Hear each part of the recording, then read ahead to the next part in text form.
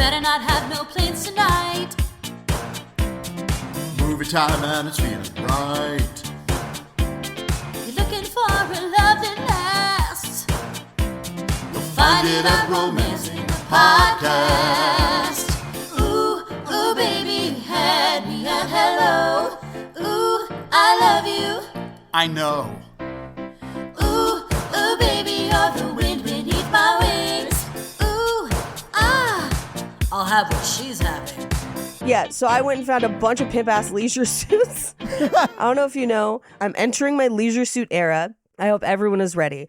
I'm about to dress like it's 1974 for however long it brings me joy. I love it. I'm going to look like I own an OG porn studio. I'm talking glitter glasses, Elton John level bling. So many patterns on patterns. I didn't make a vision board this year. I just bought crazy things. It sounds like your vision board is looking like someone who could walk through the back door of Club 54. That's what's fucking up. Yes. Last year, my vision board was wear things that scare you. And I think this year it's wear things that scare others. Boo, motherfucker. Boom, motherfucker. Anyway, we watched this movie today. Yeah, we gotta talk about this wild movie, Paige. Let's just get into it. Let's just start. Thank you for tuning into Romancing the Pod. You had us at Boom Boom Cack. I'm Paige Wesley. And I'm Todd Schlosser, and this week, Paige made us watch Honey.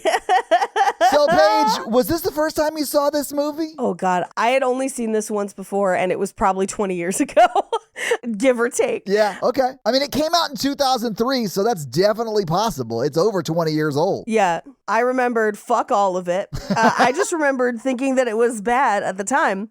And you know what? That's still my opinion for the most part.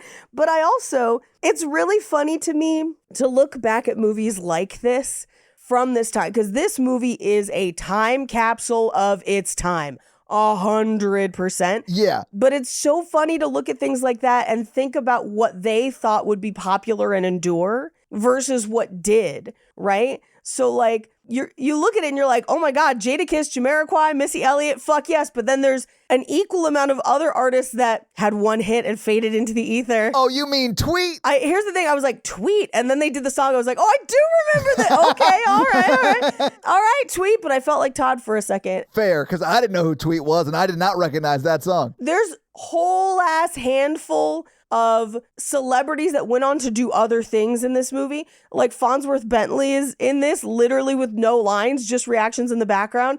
And he, at the time, was on Making the Band. He was Diddy's assistant.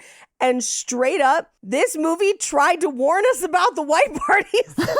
I know, right? It's madness. It was surprisingly like, I don't know. I wrote it as like a prophecy from the past. Like, and it was probably going on at this time, honestly, because it was going on at the time. He was like rich and famous way before this movie came out. But like, it's crazy that it's 20 years ago and it was already sort of known.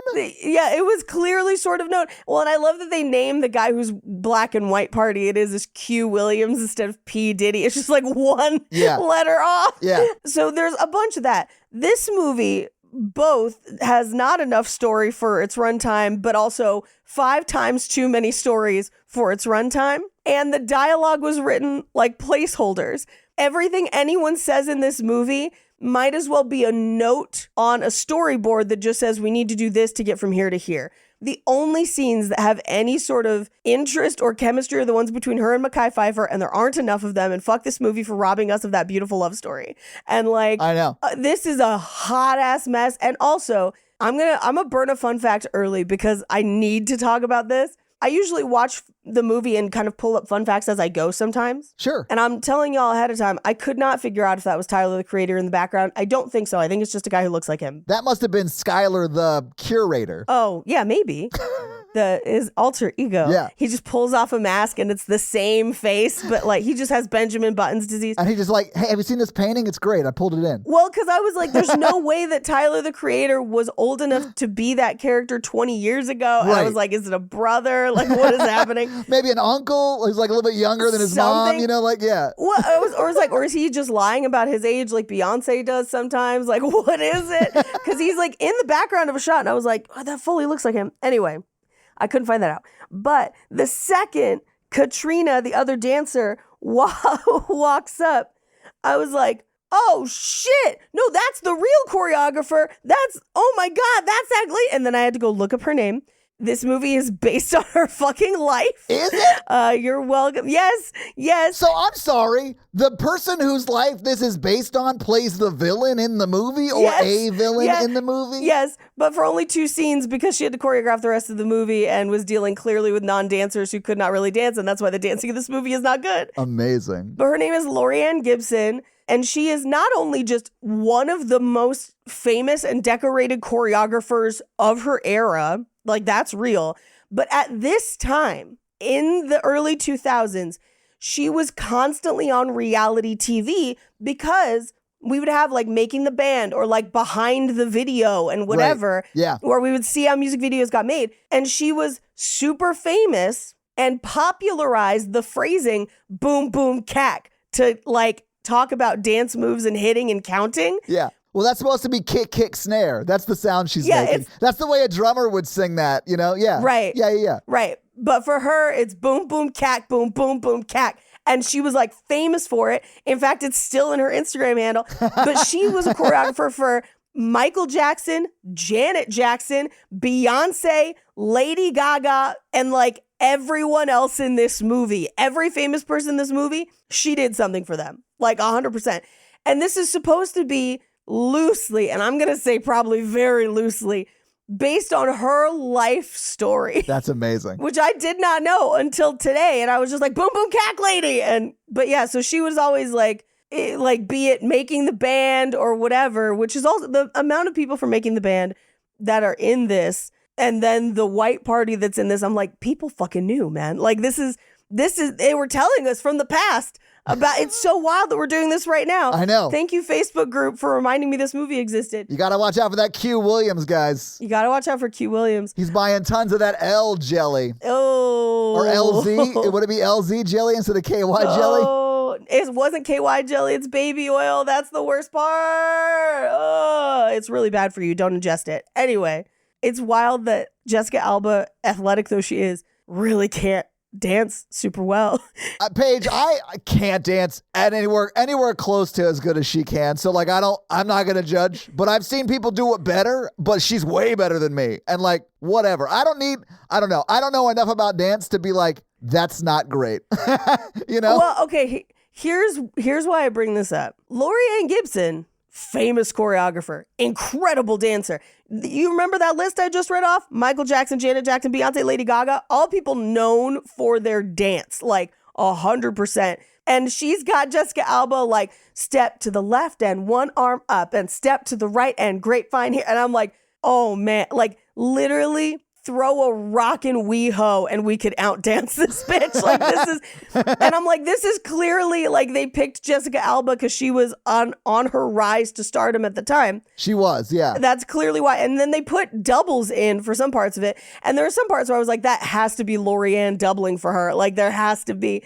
She clearly could only manage so much. And like, that's fine. But your other option is step up where you hire an actual dancer who hasn't acted. And so it's like, with these movies, you always have that weird choice. I mean, it worked out well for a step up because Channing Tatum was great. Oh, I meant Jenna Dewan because she had not done movies, and so she struggles a little bit on the acting part, but not as badly as Jessica Alba struggles on the dancing in this movie. Yeah, I would say I think overall performance-wise, Step Up is better. Yeah, but yeah. I do think Jessica Alba's a better actress than yes, 100%. I forget her name. Forgive me, but Jenna Dewan. Yeah, than Jenna Dewan. Yeah, the screenwriting of this movie, aside from just the bonkers dialogue, which is madness. Yeah. But the idea that, first of all, we don't even actually, like, we see Mekhi Phifer, but we don't actually meet him until an hour into the movie. Right. We see him, like, leering at her while they play basketball, while they dance on the, upper area. He, like, hollers at her once, but, like, that's it, right? Like, he's like... That's really it, yeah. It's mainly just him, like, checking her out, or they exchange something one time, and then they actually go on a date or whatever. Or it's the haircut thing. It's the haircut thing, yeah. But they don't go on a date until 20 minutes before the end of the movie. I know. 20 minutes before the end of the movie. And that's also when they're like, well, what if we put on a benefit to save the whatever? Not save it's buy the dance studio, Paige. Buy the dance studio, not save the community center. Buy the dance studio. But I'm like, y'all, we should have started this plot line 20 minutes ago and had 40 minutes to do this. They cover it all in a 3-minute montage. They do. Of just like kids dancing. And then we get to the final performance. And when I tell you, first of all, that shit's like 8 minutes long for no good goddamn reason. And those kids are offbeat the entire fucking time. Good Lord. There are so many times in this movie where in a dance movie, people are offbeat. And I was like, they clearly weren't playing music for them live when they were shooting this because they're trying to count it and they're not on beat and they just can't. And I'm baffled. Paige right now is just doing the scene you guys didn't hear when the label called Michael Ellis and was like, no kids in the Genuine music video. Music video. He's the guy who did My Pony. And also, don't say it's the Pied Piper. Don't equate Genuine to the Pied Piper, because I will remind you, Paige, those kids died. Like, the label stepped in and saved those children from Genuine leading them off into death. Okay, but can I tell you how fucking much I would have laughed if it was like, yeah, we're going to shoot the new Genuine video. Let's get all the kids in here. And then it was just bounce, bounce, bounce, bounce. And it was the kids doing the pony video. I would die. I would be deceased. You would be talking to a skull. It's just cutting from like kids dancing in the street excellently to like, I'm just a bachelor. No, it's like Genuine in front of a grocery store riding one of those horsies. Oh my God, yes. Just singing directly into the camera. Hell yeah. Someone who knows how to ride without even falling off. I need more quarters. Your horsey. Let's do it. Honestly, when Jessica Alba pitched the idea of a Pied Piper, I was like, did no one, do you guys not know like anything after what you just said about that story? I was like, what a terrible idea for Genuine. Like, no one's going to see that music video and be like, oh, nice, Genuine cares about the kids. They're going to be like, why is my pony guy that close to those kids? I know. And also, Paige, if it was Barney, it wouldn't be okay to refer to him as like the Pied Piper leading those kids down the street, because those kids are dancing to their own deaths. That's the point. Like they like Barney's gonna kill those kids. And in this case, Barney is voiced and played by real life Genuine, guys. Real life Genuine? What if like Jessica Alba's serious pitch was, all right, we do like a Thriller style 8-minute music video of like the song and them just doing this insane choreographed dance through the ghetto that they live in or whatever. And then we just lock the camera down and Genuine drowns all of them in the river like he did the rats. Oh no. Oh my God, no. Like the real Pied Piper. Yes. Oh my God, no. Why would you say he's going to be like a hood Pied Piper or whatever they say? I was like, what? He's going to jerk him off middle out? Sorry, now I'm mixing my Pied Piper references. That's Silicon Valley, yeah. But, okay, can I, just because I literally freshly finished the movie. Same. This is one of the things that like stuck out the most to me. She goes to get a loan from that lady, and the lady's like, yeah, I'll take half now and half later. I was like, first of all, no bank would ever. Secondly, she comes back and she's like, I need an extension. I can't pay it. And the lady's like, too bad, so fucking sad. And then later she's like, I know a bunch of programs that can help you because you're a nonprofit. I was like, bitch, why didn't you say that before? Why'd you bother coming to the benefit? What the fuck is wrong with you? Because she's working at a bank and not a credit union, Paige. That's fair. I was like, what? Why didn't you? Okay, fine. I guess maybe she can't bring this up at work. And I was like, you two-faced? Like, come on. I also love that they don't really ever show in the movie what happens after the dance. Like, it's all in credits. Yeah, it's just in the credits. Paige, I had to, as I finished the movie, I like got up and was grabbing my phone to text you to let you know I'd finished. And so I didn't have the remote in my hand. And so like Amazon Prime like brought up the watch this next shit. And I was like, trying to get back so I could see what was happening in the credits. It's just a music video, but it's not even like what I would want would be a Missy Elliott music video after, because that's like who's at the end of the movie, which you know she was going to show up to the benefit the second she showed up on screen. Absolutely. But we don't get that at all. Instead, we get a different random music video that it's like choreographed by Honey Daniels. And I was like, if you told me that this movie was entirely funded and sponsored by a record label just to showcase their talent, I'd believe you.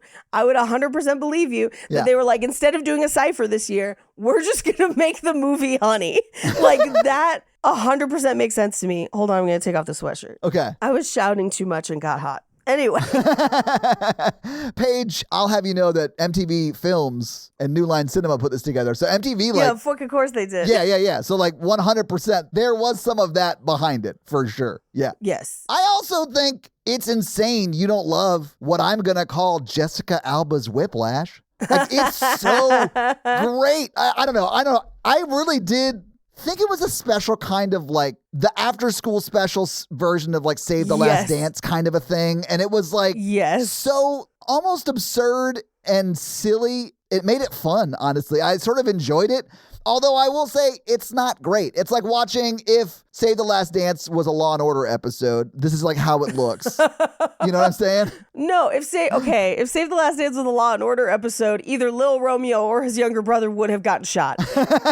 That is true. And the fact that that didn't happen in this movie defies all foreshadowing that they give us for that in the movie. I really did like, though, at the end of the movie, like she does have some like notoriety in and of herself. We like see her establish herself as not just a dancer, but like a choreographer and all of that. And like, even at the end of the movie, like it's just like a movie about Jessica Alba proving that she's still honey from the block. You know what I'm saying? Yeah. Yeah. She is.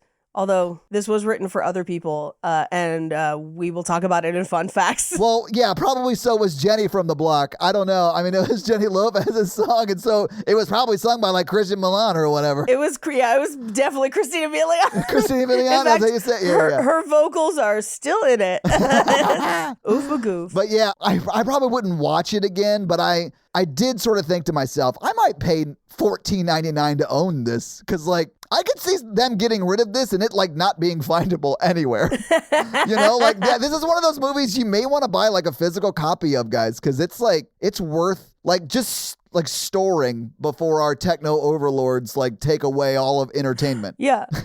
Oh God, I'm trying to think of other things that I have in my DVD collection that fall into that category of like, these aren't gonna survive forever.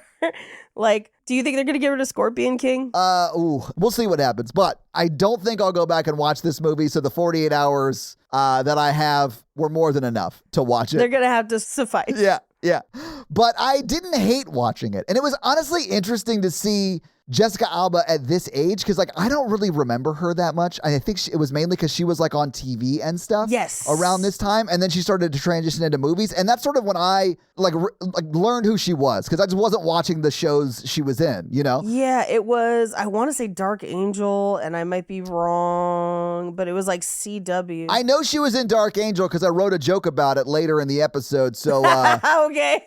When you hear that joke, go ahead and drink. You know what I'm saying? It's like one of those things. All right. Yeah, it was Dark Angel on like the CW, and that was most of what she had done at this point. And then like the whole rest of her career is after this. Basically, like this is early Jessica Alba. Yeah. Oh man, but I understand why we did it this month. Can't wait to see what we do next week. Kind of a vibe.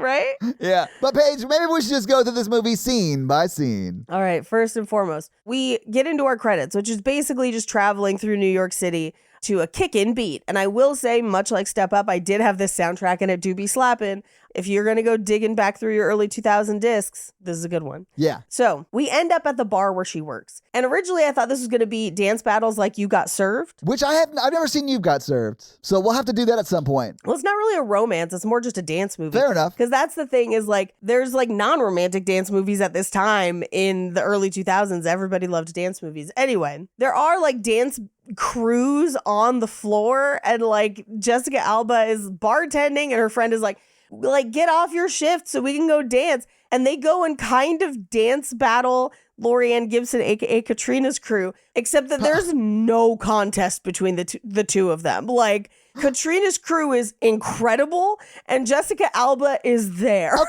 Okay, yeah. So like Katrina's crew is incredible, but also they're at a club. Yeah. Like, and they're perfectly in step. Like, it's like she is leading a gang of dancers who can freestyle dance with Borg-like precision. Like, it doesn't make any sense because no one dances like that in the club. It's the only way that made sense is if she like forced them to like in the parking lot 25 minutes before they walked in, like learn this dance. Yeah. So that the second they saw Dark Angel, they could be like, hey, let's do the dance now. Yeah. But Honey's just over at the bar car talking to her friend, like not really impressed by what they're doing and probably wondering if she should add like parking lot choreographer to her resume. Right. Because it's like, why are you doing that? It seems very strange to me. It is super strange. These aren't the kind of clubs I hung out in a lot. Sure. I was more in like rock music clubs because I played in a band, right? I did go to these clubs and I never saw anyone doing like choreographed dances. Oh, no, never. It doesn't exist. It's insane. So, yes, they're doing like coordinated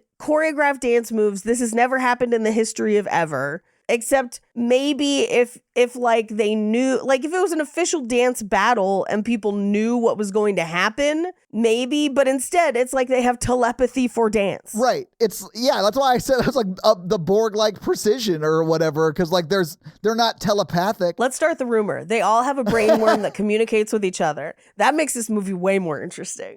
Yeah, that's fair. But as they're dancing, there's the DJ who appears a handful of times in this movie. His name is Lenny. His character's name is Lenny. But all he ever does is in this scene, he holds the video camera. So he's like videotaping. And then 3 other times, they just have him pick up a remote and click on it. In every other scene he's in the movie, he's just the guy they hand the remote to. And the 3rd time it happened, I was dying. I was like, this dude is basically a like featured extra with no real lines that had to show up multiple days of filming and have his hair all cornrowed despite being white. Yeah.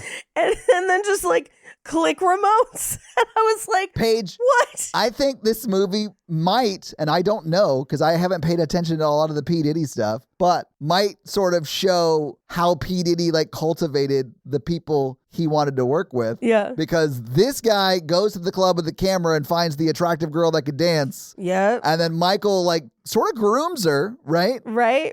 And the only other time you see Lenny holding a camera is at that black and white party and nobody's dancing there, Paige. So what is he filming? Mm-hmm. They're just standing around. Yeah. Yeah. Anyway, I'm just saying it's good that she said no to Michael's request because it would have gotten bad. Oh, yeah. Easily. Yeah. Well, and this is such a weird thing because I did go and listen to the Behind the Bastards on P. Diddy. If you're curious, highly recommend. Yes. There's also a really great documentary on Peacock that's wild where like half the people in it are like, I don't know, he seemed like a cool guy. And you're like, I'm sorry, what? And then they like do the little like chyron of like who they are and how they know Diddy. And I was like, oh, that's definitely somebody who was involved. Like that's 100% why they're saying everything's cool. But there's a ton of info out there. But one of the things that Diddy did is that like he would have absolutely used a movie or something like this to have the narrative of the kinds of things he was doing in the movie and completely divorced from the fact that he was doing it himself. Like, yeah, a lot of abusers, serial killers, etc. love to have people like see their handiwork in that weird way. And I would not be surprised at all, especially because this was MTV Productions at the time and he had multiple shows on MTV, including Making the Band. So like, he could have absolutely been involved in this movie. Just saying. I mean, I'm pretty sure he worked with a lot of the artists that are also in this. He did. Like Genuine and Jadakiss, probably. Yeah. Anyway, so she and Katrina have words and then they part. Meanwhile, she got videotaped, but she doesn't know. She goes outside the club and there's like a whole group of breakdancing children in the alley. And she's like, y'all should come to my class. And I was like, to learn what from you, girl? Like, they can dance better than you already. What are we doing? I like the guy who's always like teaching the class with her or is also like one of the dancers. It's like the same dude. He is like an actual dancer, has almost no lines. That's not like just a reaction to what she's saying to him or whatever. 100. You know, like, I bet he was the one who was actually teaching the class. Like, well, later on in the movie, he is. But I know. It's like, she's like, it's Joey. And he has the same facial hair as Joey Fatone at the time. And I was like, what is this supposed to... No. Anyway, Benny is one of the young kids played by Lil Romeo. I'll burn a fun fact here. He had a growth spurt in the middle of filming. And so by the end of the movie, he was almost as tall as Jessica Alba.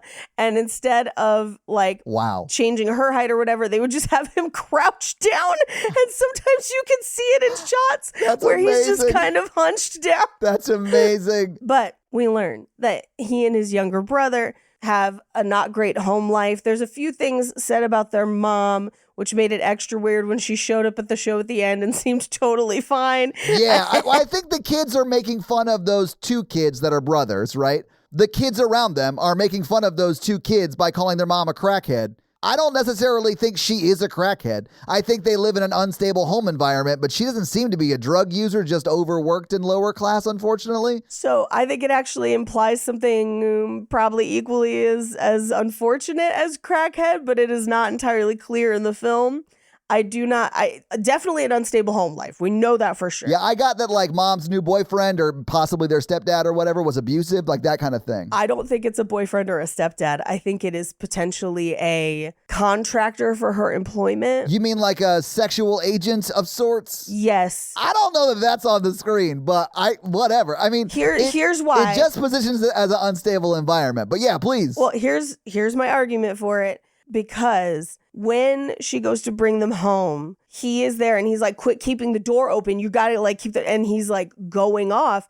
But she's like, I've been working for 12 hours. And we're like, but okay, where? And we don't know where because it doesn't say. Yeah, she might have just got home. Except that we know she was home earlier because she sent them out of the house. And she keeps sending them out of the house, which to me made me think that perhaps she was working at home and that's what's happening. Regardless, even if none of that is accurate and she is just working really hard and it's unstable at home, she does not know where her kids are most of the time. They are just sent outside.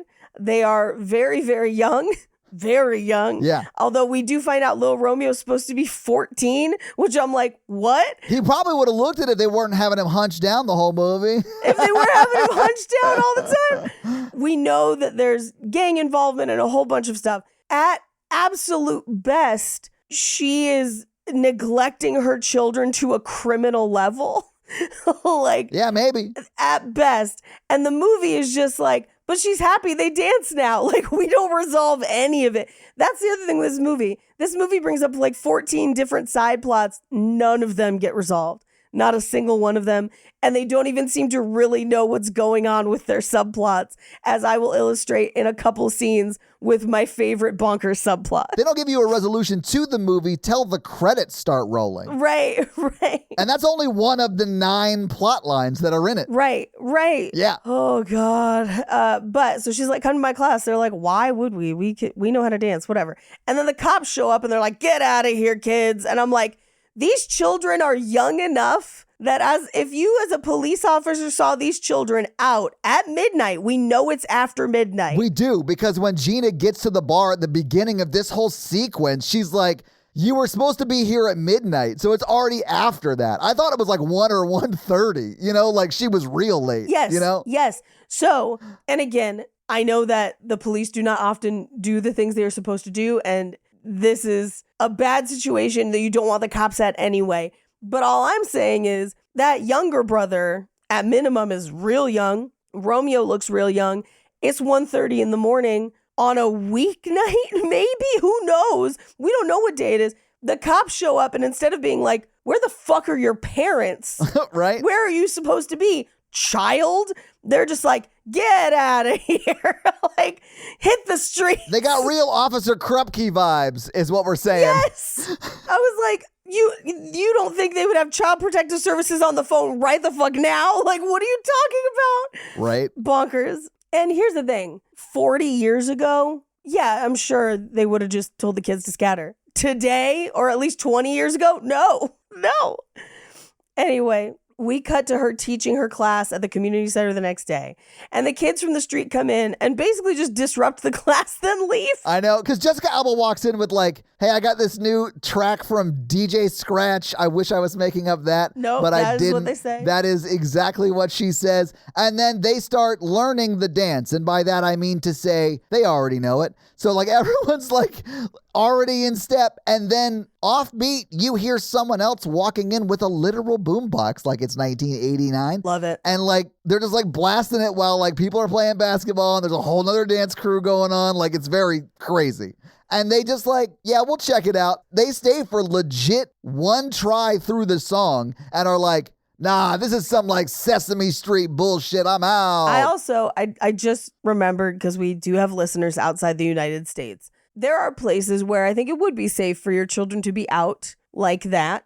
New York ain't one of them. New York is not one of them. Tokyo, absolutely. Some sort of middle of our country where there's just not as many people and not as many ways to get hurt or in trouble, sure. Los Angeles, no. San Francisco, no. Seattle, no. New York, definitely no. I would say literally anywhere in this country would be a bad place to hang out at 1 a.m. for a 8-year-old child. Yeah. Yeah. Yeah, oh my God. But Tokyo, let it fly. Yeah, safe as hell at 1 a.m. I walked around at 4 a.m. It was like nothing. It was great. The secret of Tokyo is no matter where you are, a camera and an officer is watching you. Who is watching you? Yeah. That was, but I did watch those little shows where they like they're like, please go get an onion. And they have like a flag. And I was like, this is madness. And then I went to Tokyo and I was like, I understand completely. Yeah. Like this very, very strict state has made it possible. Yeah. Anyway, so they leave her class, which I kept thinking about this because they're playing basketball during the class. How hard would it be to stay on beat to the music because you could also hear the basketball? I'd probably be able to tune it out because you sort of get good at that kind of stuff Sure. when you play music a lot. But yeah, it would be honestly hard for me if I was playing basketball to not move to the beat. Like that would be harder for me. That's fair. And yeah, 100% I would be trying to dribble to the beat. Yeah. And I can barely dribble off beat. Yeah. Anyway, there's tons of leaks. And there's a lady who seems to be the owner of the community center. We will find out this is Jessica Alba's mom and her dad. And they, I guess, own a community center that is also owned by the city. It's very unclear. I kind of got the impression that they ran it. Maybe it was like their nonprofit. We don't really get into it. But they do, quote, own it. Yeah. The movie does not understand No. and does not communicate it. No, at all. Also, the movie also never once shows Jessica Alba doing any sort of ballet or anything until the very end when the kids miraculously have learned it, even though we didn't see her teach it. But her mom is like, you went to like all the best schools. You can dance ballet. You can do all these things. Why are you slumming it here teaching hip hop? And she's like, because I like teaching hip hop. We never once see her dance in another way. And it's because she can't. It's because she can't. Yeah. And like, I'll talk about in fun facts how much she trained for this. Paige, I bet it was minutes. No, it was a lot. But like, some people are just not natural dancers. Oh, yeah. I mean, honestly, I bet it would take me twice as long to be able to do half as much. Sure. Just because I'm a terrible dancer. So, like, yeah, I get it. It would take me a long time to be able to do half what she did. Here's what's up. I'm a decent dancer, I would say. Sure. I have a good sense of rhythm, whatever. I could do the dancing in this movie. I have a great sense of rhythm, still can't dance. If you gave me the same amount of time that she had to learn it, to do all the stuff, I could do it. The dancing that she does in this movie is not difficult. But like, if you had, let's say, a Jenna Dewan, the dancing in this movie would look very different because it would be more complex and be better. And I know that Lori Ann Gibson does way more complex and interesting dancing. If you would just let her be the lead, this would have been more complex and interesting, but there's no way they wouldn't have let that happen because Hollywood, you know? Yeah. You usually have to have an actor play the lead. Yeah. Well, I mean, here's the thing. She was in other stuff, but still, yes, there's to sell the movie, you know? Yeah. I do want to point out that while she's having this conversation with her mother, that this movie does in like the second scene, but took Varsity Blues 90 minutes to get to, was the whole like, I don't want your life, Mom. I'm going to teach hip hop in your community center. Right. You're welcome. Yeah, you're welcome. Like, I'm doing you a favor, kind of. But this whole conversation takes place in what looks like a co-ed locker room. Yes. And it looks like she's just changed. Yes. But there are like dudes behind her playing foosball. And her dad is like there. her dad's in there. But there are lockers around. Like, it's just, what is happening in this community center? Todd, this is a problem through the entire movie because there are multiple times where they need someone to have a conversation with somebody in the scene, and either they forgot cell phones exist or they just figured we wouldn't ask, and a person just walks into a scene where you're like, how did they get here? Like, how could they even be here? And I'll go over it in just a bit. It's one of my favorite ones. Great. Because there were two characters that for a big portion of this movie I thought lived together, and then it turns out do not. We'll talk about it when we get there. Okay. Anyway, her dad helps her get to her audition. She gets to her audition. There's a huge line, And they're like, yeah, open auditions were at 12. This is only for people with representation. She's like, well, I couldn't get here at 12. And they're like, yeah, well, 1,000 other people could, so keep it pushing. You hit the bricks, sister. He literally is just like, looks at her after he says that, and she's like, well, I had to work. And he just like says, next. Next. Like, he doesn't even address it. He's not like, oh, I'm so sorry. Maybe next time try and get off or something. Like, I realized there was probably is not a whole lot he can do. No, yeah. He could have at least been like, I'm so sorry. It happens. Please come back to the next one. Whatever, you know? This may be me being jaded, but movies do this a lot where they present this kind of a person as the villain. And I'm like, no, you need to understand. He ain't kidding. There were 1,000 other girls that wanted to get off, and you are not the main character of life. Right. Okay? There are so many, especially when you're trying to get into an industry like this, there's so many other people. You are not the only person. I know you think you are special, and that's great. And you're going to need to hold on to that so you don't, run screaming off a cliff, I guess. Yeah, because you're going to get a lot of rejection. And if you don't think you're special and have it, you're not going to make it. You've got to have that like blind confidence. But I think in movies, they take this kind of rejection of like, you didn't get here on time, I'm sorry, bye, so personally. And I'm like, it's not personal, man. It's not They at got to all. get through 2,000 people. They don't know who you are. They don't care. It's not an indictment on your dancing at all. You just have to be there on time. That is what it is. There are rules. And if you do not follow them, you go in the trash pile. That is what it is. Yeah. And like, it's so hard for people to get that and not have it be like, they think I'm not good. They don't even know if you're good. It doesn't matter because a bunch of other people are also good.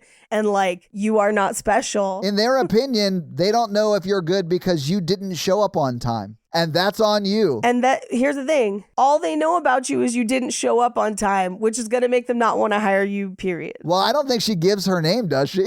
She hands her headshot over. Oh, that's right. Well, So maybe later they're like, oh, damn, we could have had, but like, if they remember, they probably don't. There were 50,000 people, whatever. yeah, who knows? Anyway, she doesn't get to audition. So she goes home she goes to the record store where she works with her friend occasionally. Yeah, she works at least 2 jobs in this movie. Well, I mean, like 9 to 5 jobs Right. before she becomes a dancer. And this is one of them. And the club's the other one. The club and the dance studio, but I don't think she's getting paid for that. Yeah. I thought she worked at the record store like 9 to 5 and then the dance, like the club at night. Yeah. Some nights out of the week, Yeah. Now, here's like, okay, she goes home from the record store and there's a voicemail from her friend at the record store. Who was very concerned about her, making sure she got home safely. Yes. Okay, but I'm like, you literally just saw her.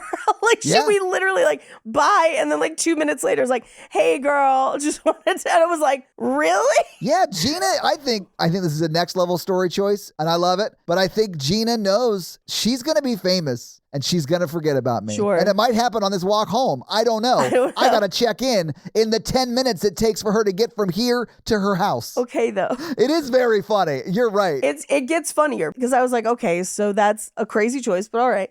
But then later in the movie forgets that Gina does not live with her because every other point in the movie until they have a fight, Gina's just at her house. Yeah. Like around. And I'm like, I have a few friends with keys to my house, but they're not there all the time. Like, what is happening in this movie? And then later she goes to Gina's house, which, by the way, set deck, interior, same house. I was like, what is this movie doing? What is happening? This movie's doing the minimum page and we should respect it. Oh, minimum is generous. Anyway, they go to the club. Yes. Which that was also that she leaves the record store. She gets a voicemail from Gina at home. She then meets Gina moments later at the club. They're best friends. I know. And Paige, cell phones didn't exist in 2000. Oh, they did? They did exist? They totally did. Oh, it's weird that the music video in the credits features a like dance scene that happens in a phone booth. Yeah. Like it has to be the most recent in pop history that did that. Well, yeah, because that's true. Because what was it, 2001? When did the crimes that occurred in the first season of Serial happen? 2001? 2002? It was right around that time. Yeah. I can find this out for sure. 1999. 1999. Yes. And there was debate about whether or not there were still phone booths there. So the fact that in 2003, although I do know that this partially shot in late 2001, early 2002, for fun facts. It seems like it was written in 1993, but Yeah. Well, that might have been when Lorianne was making her climb up. There you go. Yeah. Yeah, that might make sense. Because she would definitely have a cell phone in 2003. Yeah. We cut to the club. No, I'm sorry. A video of the club. Right. In Michael Ellis's production office. And he's like, who is that? And they're like, oh, it's Katrina. He's like, no, I know who Katrina is. Nobody cares about Katrina. But Katrina is positioned as the person who's like doing the job that Jessica Alba wants. Right. Or is right, trying to right. get into, right? Right. But he's like, no, her. And it's Jessica Alba. And the video they have of her is her just shaking her head in the club. Yeah. Like, no, just dancing, not doing any particularly good or interesting dance. Oh, yeah, but I don't need her to be doing that because I understood who Mikey was in this movie. You know what I'm saying? Like, Michael in this movie is like P. Diddy. Right. So he's just like, oh, she's really hot and she can sort of move. So, like, I can groom that. Right. Now, the one thing I will say, though, is dangerous if you're going to get your business involved in it, because what if the videos she had made were awful, right? Paige, do you think they were good? No. We'll talk about it more in a bit. Anyway, so he then goes to the club. He approaches her at the club, and she's like, no, because, I don't want some real P. Diddy stuff to happen.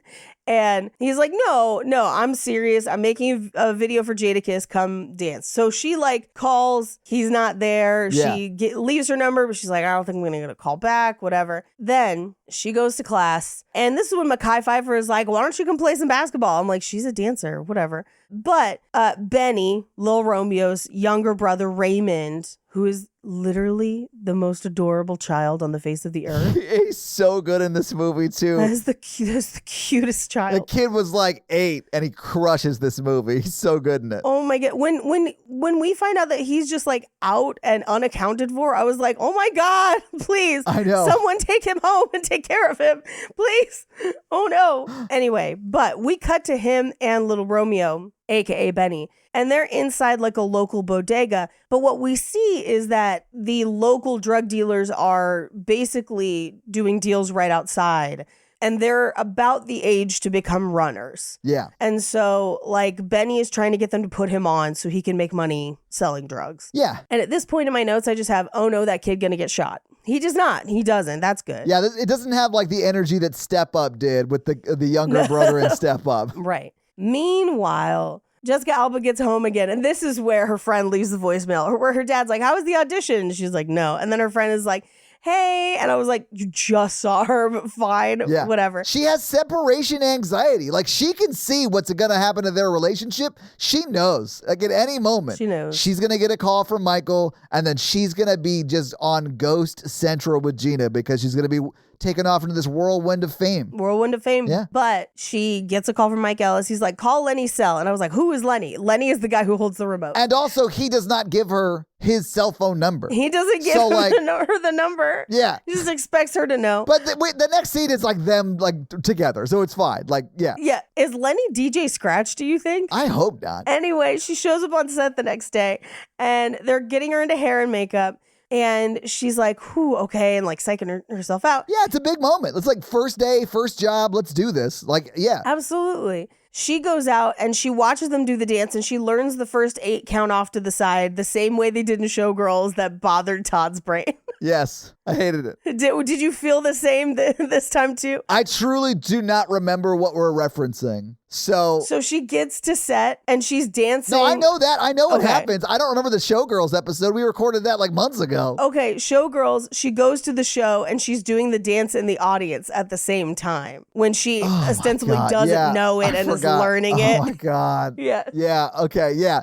It didn't bother me as much because it made sense that if it was your first day, you'd be like, oh shit, I got to learn this dance right now. Yeah. And it does show her sort of figuring out as they go through it a few times. It gives her a little more time. Yeah. Yeah. But this is where Michael is he pauses it and he walks up to the choreographer and is like, hey, it's not sexy or whatever, I guess. Yeah, whatever. It's crazy. And then he calls up Jessica Alba, who's joined in the line of for a bit. Right. And then it's hey, why don't you just do what you would do in the club to this? Which is nonsense. She calls the dude over and they ad lib a honestly, like what you might see in the club around this time. Yeah. And it is sexy. And then Michael is like, yes, everyone do what they just did. And then he goes and sits back down. And I will remind you, what they just did was a partner's dance where they're dancing very suggestively on each other. Right? It then immediately cuts to them back in the line doing just that lined up dance that the choreography was. It's literally the same choreography. Everyone would get fired if the director was like, all right, do what they just did. And they were like, so no, funny. bitch. No. We're going to do the choreography the way we want to do it. Pick a guy, grind it out like it's the 8th grade. Come on. I mean, and that is the dance. They just artistically did that. Rubbing butts.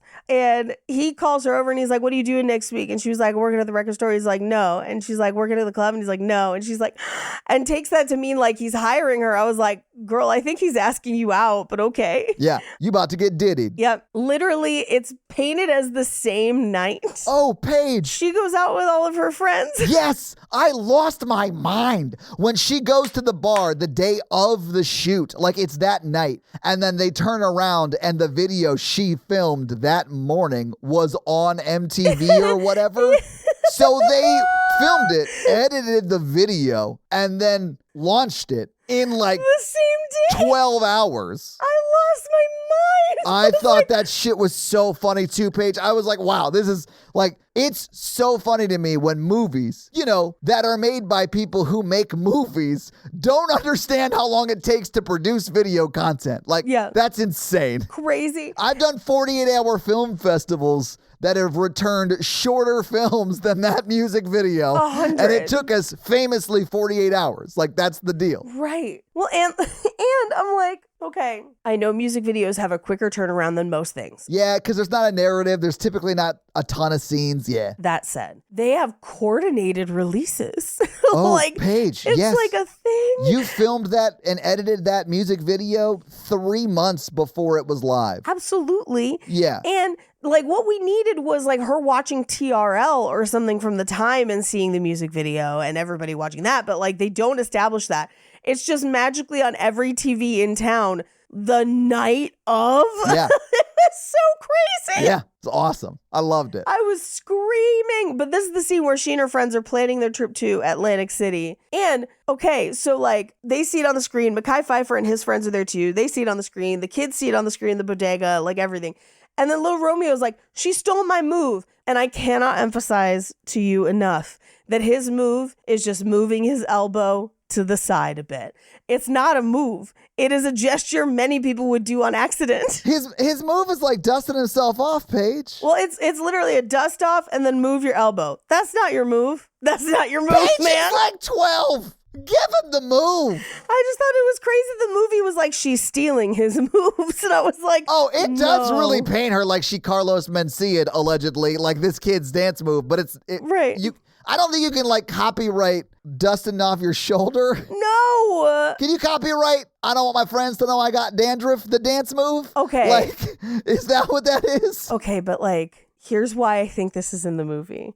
And I'll burn a fun fact. Oh, dear God, I love it. They originally wrote this movie for Aaliyah to film in 2001, but she passed away before. Dust yourself off and try again. And try Paige. again. Now, here's the thing. Aaliyah, fantastic dancer. That would have been this would have been great. But that's why I was like, is it because of that it's the dust off? Nah, it's because of the luggage, Paige. Oh, yeah. Well, for sure. Definitely. You should definitely dust your luggage off because that dust could carry a lot of extra weight. But yeah. So sad, honestly. She was great. So sad. Yeah. She was, what a talent. Such a loss. And honestly, if she had been in this movie, like right after she was in the Anne Rice Queen of the Damned, Paige. with its hot tub full of blood. I do feel like we got robbed on some great Aaliyah content. I do too. Yeah. I do too. I also, as bonkers bad as that movie is, boy, is it fun.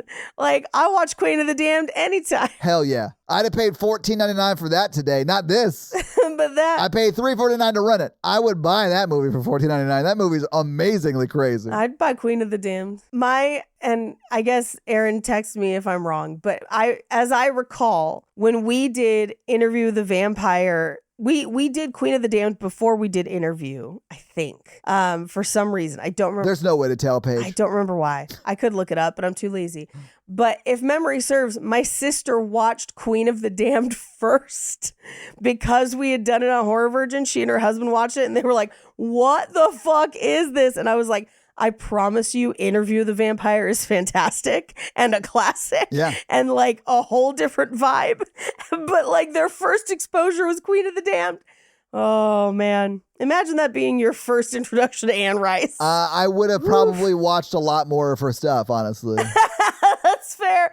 I'm getting into the new Interview the Vampire TV show. It's very good, very sexy, enjoying it. Oh, that's been out for a while. It's amazing. Yeah, it's really good. I think it was it Chris or Blaine that told us to watch it way back in the day? A million people one have. of our like podcast friends told us to watch it, and they were right because that's when I watched it. It was great. Yeah, I've been catching up because I'm also in the middle of catching up on Severance. Have you been watching Severance? Oh my God. I don't like shows like that. Like Twin Peaks? No, it's too cerebral. I'm not into it. Okay, that's fine. Yeah.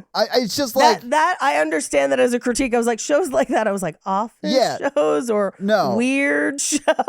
Yeah, I can do it sometimes. I watched the first few episodes and I was like, it's great. And I love a lot of the people who are in it. It just wasn't for me. So I watched the first episode and I was like, ooh, I'm into this. And then the next 3, I was like, I'm not as into this. And then they kind of changed up part of the story in 5 where they started exploring more and it got a lot more active. Shit, then maybe I should have watched more. I was back in. They were setting up a lot of like classism themes and stuff that you know me, I love that shit. But maybe I'll watch more. Oh, they bring in a whole religious element to it that doesn't come in until slightly later. Nice. So anyway, if I know time is of the essence, but if you find yourself bored in a hotel room, you're welcome. I may just do that because I have literally, I got up this morning at 2:30 a.m. so I could fly here from Fort Lauderdale. Right. And Monday, in 2 days, I fly to Austin. And then the next week, I fly to Miami. And then the week after that, I fly to Vegas. Like I'm going on a trip every week. It sucks. Anyway. Here's the other part that's almost equally as funny as them cutting and having that video up day of, is that she shows up the next day and she walks past the class. They're like, aren't you going to class? She's like, I don't teach that anymore. I know. And they're like, can I get a check for my brush off dance move? And she's like, I don't even have my check yet. And I was like, and you're already promising to take people to Atlantic City? Homegirl, I got fucking news for you. Background dancer. If you get a great gig where you're like on tour with somebody, like that's incredible. But like one thing for one video, it don't pay that much, mama. We actually see how much that first check is for though, Paige. Could you see it? Maybe I missed it. It was I could tell you the exact amount. Okay, please do. It's $9,074.63, which would be $15,762 today. Fucking possible. I think she got paid as the choreographer for that video. And that so, like, makes more sense. Yeah, that's the only way I could make it make sense. And I'm not saying background dancers don't make decent money for the video shoot, but like it's not that much. It's not that much. No, especially because a music video shoot is like 3 days. And so you usually make day rate over a certain amount and then you... Yeah, it's like scale day rate, which is probably a decent wage for those 3 days. If she had opened it up and for 3 days she had made $2,500 to $3,000, I would have been like, that makes sense. That's about right. Yeah. Which again, which is great. That's great money. If you're like working 5 days a week, that's a shitload of money, you know? Right. I also think it's wild that in every time they go to a music video shoot, they're like choreographing it on set. Yeah. Like there have been no rehearsals. They didn't prep anything beforehand. I also love that every time they show Michael on set, he's just like on his sidekick, like just chilling, letting everybody else do all the work, like literally all the work. It's amazing. Just hanging out. And they're like, he's a director. And so they position him almost like a Mick G. And I was like, yeah, but like when Mick G used to direct music videos at this time, that's a whole ass job. You're like storyboarding it. You're planning the concept with marketing. It's like a whole thing. Yeah. And Michael just seems to just babysit people all day. It's bonkers. This movie has no idea how any of this works. Or they thought that the audience wouldn't understand how it worked. And so they just didn't want to, I guess, present it correctly. I don't know. It's like the way, like when you make content for children, like you dumb it down a little bit. That's kind of what they did here. They were like, yeah, she shot a music video. They're not going to know you can't have that done by tonight. So like, let's just do it tonight. Right. It's fine. Let's just do it. Well, and then she does her next one, which it is an artist named Sean Fernandez, who is a real artist. I looked him up. I was not as familiar, but the video is almost shot for shot as far as like set design and lighting, whatever.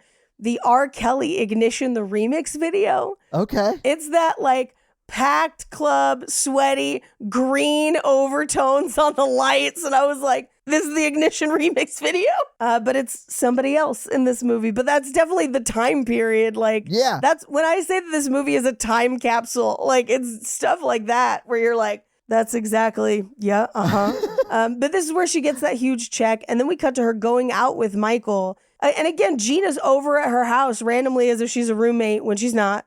And she's like in pajamas, which like I've gone to hang out at a friend's house in pajamas or whatever on occasion. Gina's always there and like walking around. I mean, Gina comes over, I think, later in the movie and she's asleep. Yes. And Gina just like walks in and like wakes her up. Yes. But like, she's like, where are you going in that bustier? I was like, that's not a bustier. What is this? What? A bustier is a very specific kind of top. This is not that. She's just wearing a tube top, basically. But so she's going to a VIP thing with Michael at a gay club that they have titled within the movie Papi Chulos. And I believe that the real name of that club is probably something different. And for the movie, they were like, we cannot say that. And so they went with Papi Chulos. And so she goes and they're in VIP at the gay club watching like a Vogue off. And who should show up at a gay club but Genuine and his entire posse? And this is also where the guy that is a dead ringer for Tyler, the Creator, is in the background of this scene. It was blowing my mind. But I was like, why aren't they just at her club or like the local hip hop club? Like, if you wanted to incorporate voguing or something into this, that would be cool. But we literally just get a shot of it and then we never see or hear from it again. And the club they're at might as well be any other club. Yeah, it more or less is any other club once we go to the VIP section. Yeah, there's no queens, there's no music, there's nothing. But they're just like having a meeting back there. Those of you who are paying attention to the news will not be shocked to hear that I was thrilled when NordVPN reached out to sponsor the show. Because let's be honest, between hackers, data breaches, and whatever fresh nonsense our new techno overlords are pulling this week, having a VPN is basically as powerful as holding a boombox over your head in a rom-com. And thankfully, NordVPN is the best in the game. Here's the deal. NordVPN encrypts your internet connection so no one, not hackers, not your internet provider, and definitely not a three-letter agency that rhymes with NSA, can snoop on what you're doing online. And with over 7,100 servers in 118 countries, you can change your virtual location with a single click. Honestly, it's super easy. I've done it many times. Which means, yes, you can finally access that one streaming service that only seems to work if you live in like, I don't know, not the South. Plus, one NordVPN account protects up to 10 devices. So whether you're scrolling, streaming, or desperately Googling, is falling in love with my sworn enemy a good idea, you're covered. So do yourself a favor. Go to nordvpn.com/romancingthepod and use the promo code romancingthepod for an exclusive deal. That's nordvpn.com/romancingthepod. Protect your data, unlock your content, and keep romancing the pod. Ready to optimize your nutrition this year? Factor has chef-made gourmet meals that make eating well easy. They're dietitian approved and ready to heat and eat in 2 minutes. So you can fuel right and feel great no matter what life throws at you. Perfect for any active or busy lifestyle, which is perfect for me. I have had to travel so much, I'm barely at home. And when I am, I don't want to spend that time grocery shopping. So Factor is awesome for that. I just come in, throw it in the microwave, 2 minutes, heat and eat. It's the best. And Factor can help you feel your best all day long with wholesome smoothies, breakfast, and I really love the grab-and-go snacks too, but for similar reasons. It's just really convenient. So eat smart and get started at factormeals.com/romancingthepod50off. Use code romancingthepod50off to get 50% off your first box plus free shipping. That's code romancingthepod50off. That's such a crazy code. I'm so sorry. But use it to get 50% off plus free shipping on your first box. But this is where he's like, here's your new choreographer, because I said so. And she's like, me? Oh my God, what? And he's like, yeah, we got a bunch of video shoots lined up. And there would be contracts there would be discussions and meetings, like so many things. I mean, you might seal the deal at a club like this, but yeah. Sure. And they even sort of allude to it because, like, it's like, I think it's one of Genuine's, like, side dudes, like sidekicks maybe. Who's another guy? Yeah, he's another performer. Yeah. Probably. But he's like, make sure you get those contracts right. He Yeah. says it like 9 times. Like he says it like I don't get the joke that he got really screwed out of like a great payday in like a band or something like that. Yeah, Because yeah, he yeah. says it a ton. Here was my headcanon, is that it wasn't his line at all in the movie, but in real life he did, and he was just like, look, this is real me telling you. Like, get those contracts right. Yeah. Anyway, we cut to she's walking on the street the next day. The movie doesn't seem to have any sort of schedule or direction for her life. No. 9 times out of 10, she's just walking down the street and just sees things as she passes by. No causality at all. She's just a lady trying to make it as a professional dancer / choreographer, and life is just happening to her. Yeah, / speed walker, because she just be walking on the street all the time. Paige, as someone who also moves with purpose, I'm rude. It's not so much that she's fast, it's just that she never seems to be going anywhere, and yet she is always going somewhere. Does that make sense? Paige, it is, I think, a great critique of the lack of social mobility in this country. Yeah, I agree. It does seem like she's just running in place. This next scene is a perfect illustrator of what I'm talking about, Yeah. which, although you are accurate in your societal and classism critiques of this film, but I mean it from a story perspective, because she's walking down the street. Now, I don't know about you, but I don't walk down the street unless I got somewhere to be. Right? And even if that place to be is I'm taking a walk and I'm going to end up back at my house or whatever. Oh, yeah. I have a schedule to my day, right? Yeah, because she like blows off her entire day when she comes across this child. Yeah. Yeah. But I mean, in all fairness, Raymond is like 8. Oh, and he's just like a loose child on the street. Sure. So like we got to figure out what's going on here. Yeah, because he's sitting outside the barbershop, Chaz's barbershop, which we'll find out that's Mekhi Phifer. It's his shop. And he's like, my mom said I had to get my hair fixed. Did she send him with money? No goods or services. None of this is exchanged. She just sent him out into the world and was like, figure that out, 8-year-old. That is what it's like to be that poor though, man. Like that is not uncommon. Sure. No, I mean, here's the thing. I would not be surprised to see this happen. I would just be a little concerned that everyone was just like, oh yeah, this is totally normal. We're going to let this happen. I would fully, if they were like, the barbershop was like, we're just going to do this for free, this poor kid. Like, I fully, but I would also be like, who's in charge of this child? We're going to make some phone calls after this. I mean, Jessica Alba is like, Yeah. and she doesn't, I don't think she really quite knows the scale of like neglect that he's living in, because she sees him just in front of the barbershop, and it seems like she thinks that like maybe he's nervous to do it alone. So she's like, I can help you. Right. Or maybe his mom dropped him off and That's she's going what to I pick him think up she thinks. later. Yes. Yeah. So like the mom took him inside, sort of said what she wanted, and he's just nervous to be around all the other guys that he doesn't know, so he's outside. Right. But when you go in, you sort of realize that mom isn't around, and then as they go out after his makeover, he like clearly is not going to get picked up. When she's like, is your mom coming to get you? He's just like, I don't think so. Like, no. No. And so she's like, I wanted a milkshake. Do you want a milkshake? And then I can walk you home. It's really sweet. Like it's sort of like there's no reason for it to happen, but it does make you like, oh, she's just like a really good person. Like you just like her afterwards. Yes, and that's why the movie does it. However, from like a purely logical standpoint, and admittedly, if I saw a stray 8-year-old that I knew and they're clearly unattended and not going to get picked up or whatever, I'm going to stop my day and figure some shit out to make sure that kid's okay. Yeah. Obviously. But like we've demonstrated she's too busy for her friends. She's too busy for class. She's too busy for her parents, but she can blow off this entire day. Like the whole day. Literally the whole day. Yeah. The whole day. And then she walks him back to his parents, which I did appreciate. I thought that was the right call, I guess. But it's scored to a song that's also in Dirty Dancing of Vanna Nights. And I was like, oh my God, the soundtrack's blending. But they get to the projects where he lives, and it's immediately really, really bad.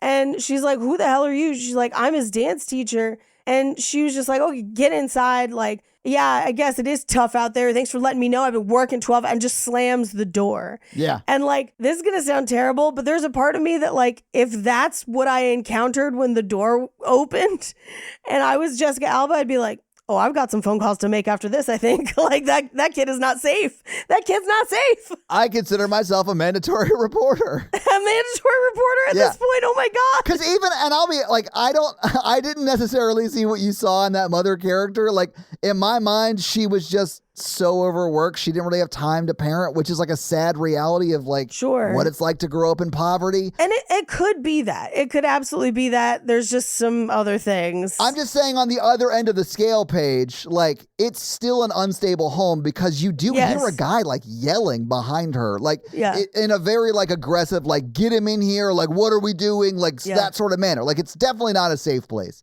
So I think she was well within her right to call anyway. Oh, yeah. Not that she does, but... She doesn't. It's not even get him in here. It's close the door. Yeah. Like, not even get him, fully willing to leave him outside. They weren't going to pick him up. I'm like, Jesus Christ. Yeah, I know. This is not good. Yeah.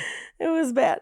Anyway, so she just like lets him go back and is like, ooh. Anyway, and then we like cut over to Lil Romeo's whole story where they have now put him on. He is a runner and is making money, but he's like in with a bad crowd. Anyway, cut to her on set. She's the choreographer, and the director, Michael Ellis, is like, this isn't working.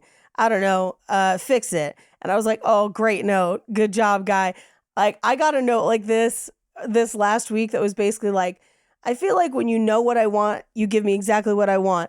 But when you're not entirely clear on what I want, I don't get exactly what I want. And I was like, yeah, so I think the note is for you to communicate more clearly what your needs are. That's what I heard. I'd be like, so tell me what you want, baby. Let's do this. Yeah. It's like, oh, so you expect me to be a fucking mind reader? How about you just tell me what you want? Tell me what you really, really want. Yeah, zig a zig ah and whatnot. But so she's like, okay, take lunch. And then she watches people playing basketball and then is like doing basketball moves on the other side of the fence. And it was like, aha. And then does the choreography, and it is not good. It's not good. Paige, it's not just basketball because she sees like girls jumping rope and she like incorporates movements from that. Yeah, it's like the rhythm of the neighborhood. It is exactly the rhythm of the neighborhood, Paige. Like it is the dance, but it's like the choreography is not amazing. This is where I was like, oh, are they trying to show us that even though she is not a good choreographer, Michael is keeping her around because he wants to seduce and sleep with her and like maybe start a relationship with her because they're convincing me she's not awesome at this. Right. But they're doing it through a montage, which is a weird way to reveal someone's not good at something. So I think they think she's good at it. I think they think she's good at it. But then we cut to her asleep, and this is where Gina wakes her up. And in my notes, I'm like, roommate? Like, I don't know. But they're supposed to go shopping for her birthday dress. And she gives her this dress she got on set, which, by the way, yes, stealing stuff from set is a way to get cool clothes. Remember that if you're ever on set. You're ever on set, yeah. Everyone I know who's been in any cool project has at least like one cool piece of clothing that they were like, I snuck it back in a duffel bag. Anyway, but her friend takes the dress. Meanwhile, Jessica Alba eventually gets up. She goes outside, again, seemingly to go nowhere because... why is she going outside? Who knows?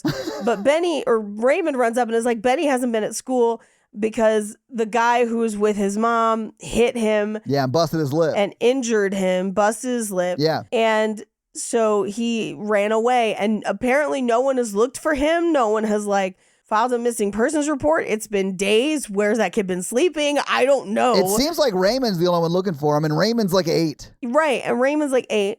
And all Raymond says is that he hasn't been at school. So, like, he hasn't been at the house. He hasn't been at school. And I'm like, they're just not looking. Anyway, they go find him eating what looks like the most delicious Chinese food ever. Like, I don't know what it was about that plate of Chinese food, but it looked incredible. Paige, are you hungry? Hang on. Are you really hungry? I was eating lunch as I was watching it. No, I was eating like a brisket quesadilla. And I was like, oh, man, I should have fucking gotten Chinese food. Like, that was... Oh, man, a brisket quesadilla sounds real good, too. Although, you're right.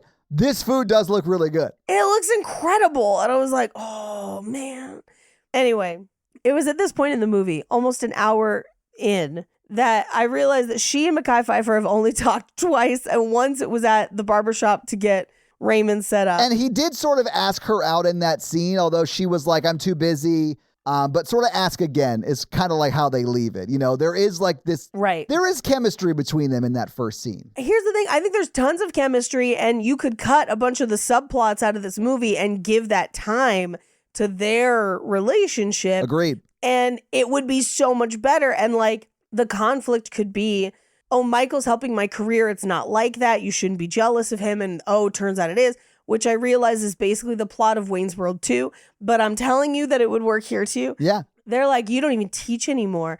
And she's like, well, do you want to come to set with me when I work with Tweet tomorrow? And they're like, the Tweet? Oh my God, Tweet. And I was like, which one is Tweet? And then when we got to the set, I was like, I recognize Tweet. I remember Tweet. Don't they go by X now? No, they would never. Anyway, we cut to, they go to set. Michael's actually like kind of fun with the kids. He's nice. He lets them hang around set, whatever. Yeah. And then at night, he was like, they go out to some sort of dinner poetry night kind of thing. And he's like, so is this like a charity thing that you're doing for kids? Like, why'd the kids suddenly show up on set at your place of work? Yeah. And she's just like, no, they're just kids, but like they need a place to be. And like, what if we did for Genuine's video, like a bunch of kid dancers? And this is where they bring up Hip Hop Pied Piper. And we're like, I don't think you know what those things mean. I know. I don't think you want to show Genuine murdering children at the end of that video. So please do not do Hip Hop Pied Piper. Right. And she's like, those kids can really dance really well. Now, here's the thing. At this time, Missy Elliott was doing a bunch of videos with children dancers. We talked about Allison Stoner being in Step Up. Yes. They were one of Missy Elliott's dancers. Yeah. And so like, this was a thing that happened at the time. And like, I think they're trying to make it a genuine thing, but then they have Missy Elliott in the movie. I was like, why not make her the reason Missy Elliott did this? I don't know why this is such a roundabout weird thing. It is weird, but after seeing Missy Elliott in this movie, I now don't want to see a movie without Missy Elliott in it. Oh, Missy Elliott's the best. She's amazing. Like, she's so funny. Misdemeanor's incredible. Yeah. She is naturally hilarious. Yes. Her videos are incredible. And she had a wild avant-garde artistic vision for her videos at this time. She was not afraid to take up space. She was not afraid to be a larger woman in clothes that people would say that we shouldn't wear or things that people would say weren't flattering. It did not matter. Her artistic vision was paramount and she was devoted to it. And she maintains that to this day. The more recent videos she put out are all set around art pieces. Like, Missy is a fucking visionary and I love her. And she is one of my favorite artists. I love Missy so much. I'm always glad to see her. But she is great in this as well. I just did not expect her to be like good at acting. Oh, she's hysterical. Like, she is great at so many things. I did not think she'd be able to be this funny in a movie. Missy is legitimately naturally funny. I believe it after seeing this. And like, that's why her lyrics are so funny. Like, yeah, like that's why her lyrics are so playful and so fun and so funny. She is naturally funny and we should put her in more things. I agree. Missy Elliott should act in more things. I want more music from her. I just enjoy Missy all the time. Yeah, we need to get her in like a Queen Latifah lane. And I'm not saying Queen Latifah doesn't also deserve to be there because she's amazing. What you mean is you want her to be able to helm and lead her own movies as a comedic lead. And yes, I agree with you. Absolutely, that's what I mean. Yes. 100%. Yes. I would watch the shit out of that. Me if too. they were like Missy Elliott in, a heist movie like Spy with Melissa McCarthy or something, put it in my veins. Let's go. I would watch that, yeah. I watch the shit out of that. I would also, if she just wants to make movies and wild avant-garde music videos, I'm here for that too. Paige, what if it was about Missy Elliott, who just leads a team of all male cat burglars, and you call it Missy's Misters? It's like Charlie's Angels. You only hear her voice through like a talk box, and it's like, hello, gentlemen. Hello, Missy. But I want the gentleman to be like Marshawn Lynch and Ludacris. What? That's Lil Jon. I know. He's got to be there too, though. That's what I'm saying. He's got to be there too. He's got to be there too. It's like, we tripped the alarm. What? Yeah, exactly. Little John's the guy in the van. That's what it is. So he can like do the reaction. Yeah. Hey, Little John, can you turn off the laser trackers? Okay. Yeah. What? Come in, Little John. What? And the credits are just like, fuck. Marshawn Lynch as himself, Little John, soundboard. Like, it's just like. Well, then Christopher Ludacris Bridges playing the straight man because he can actually act. He really can. He really can. Check out his Law and Order episodes. Like, he's like scary good. Oh, he's fucking incredible on those Law and Order Yeah. episodes. He's really good. Yeah. Oh man, yeah, that'd be incredible. I'd watch the shit out of that. Introducing Vin Diesel. Sorry, like He's just the voice of the van. Missy's Misters coming this summer. Anyway, we cut to she's like walking home from whatever that dinner was with Michael, and BB, who we find out is the local drug dealer, like steps in front of her and he's like, hey, Benny hasn't been around recently. Yeah. And she's just like, yeah, he's been doing dance stuff with me for like a day, like one day. Yeah, like if you don't show up for your shift, your boss is gonna like reach out to like friends and family, be like, hey, is Benny okay or whatever? Like he didn't show up for work today. Right. And he's like, we miss him, so he better not be like doing your dance stuff. He's got to come, do our stuff. And who should interrupt but Mekhi Phifer being like, why don't you fucking leave her the fuck alone, bastard? And you're just like, all right, Mekhi Phifer. Mekhi Phifer does not give a shit. Although they're saying things to each other that like, in the context of the scene, of course, it's like meant as an insult. But the drug dealer dude is like, hey, Mekhi Phifer, why don't you stop trying to be a barber and like work for me? And then Mekhi Phifer is like, why don't you let me cut your hair? I'll cut your hair for free. You look like trash. But like, if you think about that, that's just one dude offering another dude a job and another dude offering a dude a free haircut. Like, that's actually nice things. But like the way they say them is so pointed and mean. It's perfect. I menacing. love it. Yeah, it's great. But, and this is where Mekhi Phifer like walks her home. She gets home safe. We cut to the next day where the community center's closed because of pipe bursts. And then we cut to her on a date with Mekhi Phifer's character, Chaz, just hanging out at his barbershop. And we get the story of how he ended up becoming a barber, which oddly enough is one of the few scenes in this movie that is both written well and on theme for the emotional core of the movie. Because he's like, I was a kid in this neighborhood. It's tough growing up here. I got into some trouble, but the guy who owned this barbershop gave me a job when he didn't have to and probably couldn't afford it. But he only did it to keep me out of trouble. And give me a place to hang out, Yeah. And then eventually one day he gave me the barbershop and I love what I do and I will never forget what he did for me. It was when he died. It was when he died. Yeah. It like he left it to him in his will. And he's like, but all it took to keep me from having a rough time as a kid was somebody to give me a place to be and a thing to do and a safe place to be and a thing to do.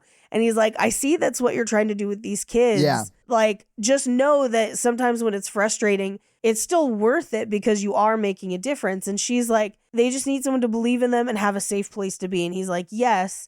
And she's like, okay, like now I got to think about that, right? Yeah. I like that they do show Mekhi Phifer's character as like Benny 15, 20 years from now, right? Like, right. She's the person who's taking interest in him and giving him a place and activities to do to keep him out of trouble that gets him out of the situation that it seems like he is destined to be in, right? Right. So I like that Mekhi Phifer being the beneficiary of that kind of like kindness. I think he's drawn to her for that. Also, she's of course gorgeous or whatever, but like, I think he's super into her because of the person she is too. And I like that they give him like a grounded reason to do that. I'm only pointing this out because it does feel like this is like the only real moment in the movie that actually like made real logistic sense to me. And I like Yes. This is one of the only scenes in the movie that is salvageable. Yeah. But she's then walking down the street again, because that's all she do. Walking down the street past a building with a for sale sign on it with her dog. Let's talk about this fucking dog.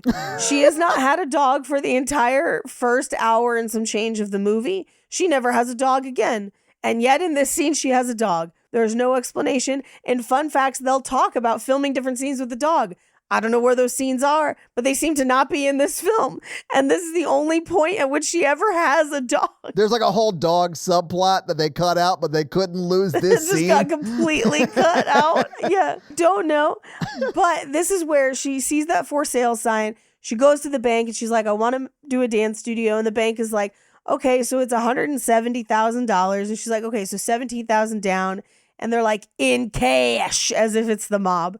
And she's like, okay, well, what if I give you half now and then I give you the other half in 30 days?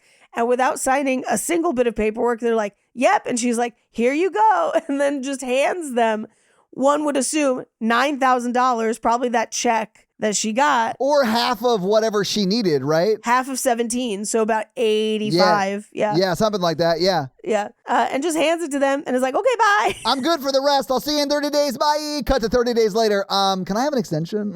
I'm not good for the rest. No, we cut to them, rehearsing the kids' video for Genuine. Everything seems to be going well. Genuine seems happy with it. But then Michael's like, hey, you're not going to Atlantic City. We're going to this it's Q Walker is his name instead of P. Diddy. Q Walker black and white party. You have to go. And she's like, well, I got to skip my friend's birthday. And he's like, yeah, no, you have to. Like, you've got to go to this party. And she's like, okay. He literally says it would be career suicide for you to turn this down, which I get. Like, if she's like an up and coming dancer, choreographer, like, this would be a good place for her to network and then leave promptly at 7 p.m. Yeah.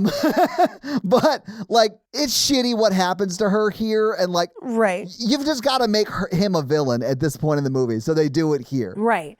And so they're at the party. Everyone's standing around. There's no baby oil in sight, but it's probable that will come out later. But he pulls her aside into like a quiet part of the party. Well, she borrows his phone and goes to make a call. That's what it is. And then he like follows her as she finishes the call with Gina, because she's like trying to give her blackjack tips, I think.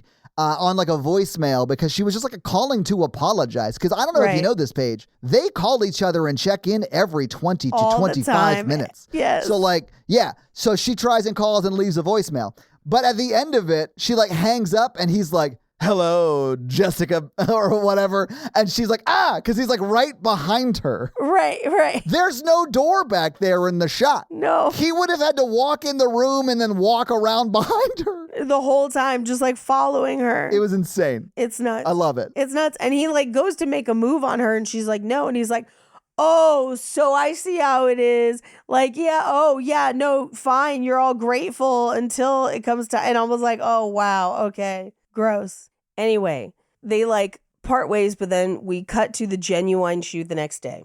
And he shows up late. He's not there. You mean Michael? Yeah. Yeah. Because he's talking to the label, because the label's like, Michael, you cannot do a thriller style shoot where Genuine murders children at the end like Pied Piper.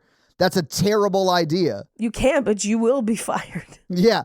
He's like, what if I send them over the bridge to get some cheesecake? They're like, that's fine, but definitely don't do this Pied Piper shit. That was a P. Diddy reference. Oh, okay. It sounded like a making the band challenge, so. Yes, yeah. Okay. He made them walk across the Brooklyn Bridge to get him cheesecake.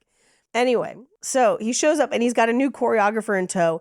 It's Katrina. So he fires everybody, including the kids, and she's like, you tell the kids that they're fired. And he's like, no, I don't give a shit what you want. Yeah, he's like, bye. I don't report to you, ma'am. Ma'am. And then he walks over to Genuine and he's like, the label didn't want kids. And he's like, oh, word? Cool. A word, because I didn't either. Like, Genuine just gives up on it too, like immediately. He's like, yeah, my last hit was My Pony. Maybe that's not a good idea. You're right. But they're also already on set and in costume. Paige, they put in like a day's worth of choreography work learning the dance. Yeah. Those kids would have been paid thousands of dollars each for that day of work. Yeah. It would never have gotten to this stage before the label was like, no. Because it is as bad of an idea as me moving to Nazareth, Pennsylvania and starting Cheeses of Nazareth. I think that might be a great idea, actually. Arguta, who art in heaven. That's what's up. Parmesan be thy name. So she's all sad about it after. And she's talking to Mekhi Phifer. And again, he gets some of the only lines that make sense because she's just like, I mean, he gave me my career. And he's like, no, you got your career on hard work. He may have noticed you and given you opportunities, but you were ready to take them. And that's why this happened. Yeah. And she's like, I need the money for the studio. He's like, well, we'll do a benefit. We'll do whatever. And then we cut to her talking to her parents and she's like, I get that you guys think I'm dumb because I haven't been to Paris or whatever. And I was like, what is this? And then her mom's like, you're only 22. I was like, 22? Like, in what world? What do you mean she's only 22? But she's been to all of these dance schools? What are you talking about? The math ain't mathin'. I don't know, man, but they do say that. Yeah. And when they say that he's is it Raymond? When they say that Raymond is 8, Yeah. she would have been 14 if she was his mom. Because Mekhi Phifer says, Right. I it's not often the mom hangs out, and she's like, I'm not his mom. Right. I would have been 14, and I don't roll like that or whatever. Right, So yeah, right. like she's definitely 22, but they actually say it in this scene. Right. I mean, I'm sure she wasn't when she filmed it, but you know what I'm saying? Like in the movie, she is. Oh, absolutely not. Yeah. But even with those two scenes, like the amount of time they have demonstrated of the things that she has done in her life equals more than 22. Like there is no way that this character is logically 22. Anyway, she also sees a newspaper, and this is literally days later of her and Michael at that party. Like a printed piece of newspaper. And she's like, well, I guess my friend knows where I was. I got to go apologize. And she goes over to Gina's apartment, which spoiler, looks like her apartment, and is like, I'm so sorry. And Gina's like, I'm just mad that you didn't you didn't bring me with you, but like, I guess I always thought that you would take me along. And hey, PSA, if you have a friend that is about to be famous for some reason, oftentimes they can't take people to things. Just in general, they like people always ask me, they're like, why didn't Jake come and I'm like, because Jake has a life that he can't constantly leave to go to my stuff and a job. Yeah. And also the company hiring me to be here didn't pay for my husband to fly here. Like we can't afford for him to just constantly take vacations. Right. Like I'm not on vacation. I'm being paid to be here. Like, and there's just a disconnect of like, hey, once your friend gets like Beyonce famous, yeah, maybe they do take you everywhere. But like on the come up, not easy. That's what Gina's hoping for, is that Beyonce level famous, where she can just be 100%. in her best friend's crew and like maybe her manager, maybe she's like the E of her, you know, but like. If I ever got that famous, there are people that I would ask to come with me as often as possible. Yeah, it'd be fun. Yeah. I mean, I took 44 flights last year, so I have companion pass. Yeah. And so Natalie is coming with me to a lot of the times I travel this year because that's awesome and it's easy. Well, that makes sense because you have the companion pass. Yeah. Yeah. Well, and because Natalie's our editor, she can work from wherever. So like convenient. But most of the time, that's not the case. Exactly. I don't know if you know, you can't chop wood in hotel rooms. Well, maybe metaphorically. Yeah. Anyway, but they make up. It's fine. And then she's like, we cut to her, Mekhi Phifer, and she's like, we're going to do a benefit. And we literally just, it's kind of like in Sister Act, the 6-minute montage of like, just a touch of love, just a touch of love, where it's just like hanging flyers and dancing. And then they're like, okay, let's go visit Benny in jail. Because spoiler, in the middle of this, little Romeo stole somebody's shoes on the subway and it landed him in jail. Yeah. They yada their way through it. I think it may have been juvie, but yeah, it was like, definitely juvie. It's like kid jail. Kid jail. And they're like, turns out you're out tomorrow. And I was like, so within 30 days. Yeah. Like, and not even because this is like the tail end of the 30 days because she already asked for an extension, but it wasn't at the 30. Like, so this is within a week or whatever. He stole those shoes and the judge sentenced him to 38 minutes in jail. In jail? It's probably like a week. I mean, honestly, which I think is probably way less. Like, I'm sure it's way more than that. But that's how they pretend it is in this movie. It's way more than that. It would take you a week even just to get to your court dates and stuff like this. This is crazy. Oh, yeah. It would have taken him like 3 months to get a court date, then to go to jail. And I guess he might be in jail that whole time, depending upon bail and stuff like that, you know? So like... Yeah. Depending on the state and if they were willing to release him to his mom or whatever. And if he was in the Murfreesboro, like Rutherford County, Tennessee districts, at this time, he would have been shipped off to like a camp for-profit prison. Yeah. No, there was like a whole scandal about it. Like, oh, really? Serial did a season on it. Yeah. There was this like really corrupt judge like down the street from us, more or less, like 30 minutes down the interstate. Yeah. Ooh. It's fine though, because after like taking all these bribes or whatever, allegedly,